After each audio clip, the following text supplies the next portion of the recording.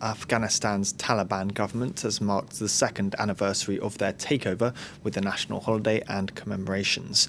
But the streets were quiet in Kandahar, the cradle of the Taliban, where a military parade was cancelled. It had been expected to include a large amount of hardware left behind by international forces.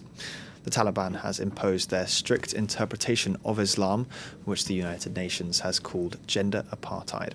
For more on this, we're joined by Shazaib Wala, our correspondent in Islamabad, Pakistan. Thanks so much for joining us, Shazaib. So as far as these celebrations go this Tuesday, well, women have little to celebrate, don't they?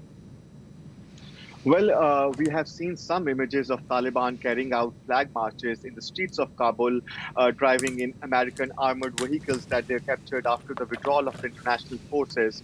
For the Taliban, today is a day of celebration. But on the other hand, for the women, we have seen some videos on social media where women are protesting from inside their homes and calling for an end to restrictions imposed on them.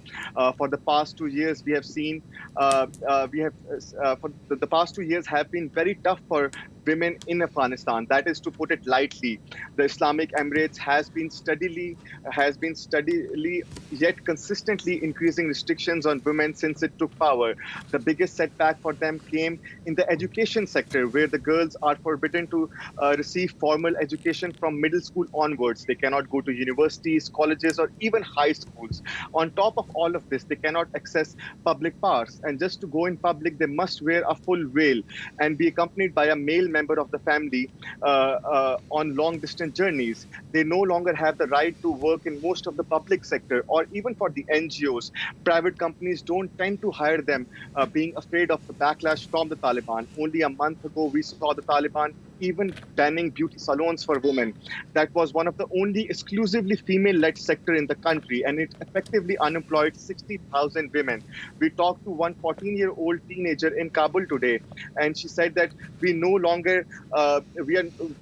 longer happy. We have lost everything in our lives. She dreamed of becoming a surgeon, and she has already lost 2 years of education, and her future remains uncertain. And Shazib, so the Taliban have obviously hailed their success when it comes to security in the country, but the economy is a different picture entirely, isn't it? Well, yes, the Taliban have taken pride in stating that they have managed to improve the security situation and also to keep the country's economy afloat. We have to remember that this is an economy that had suffered for almost 4 decades of conflicts before the Taliban took power.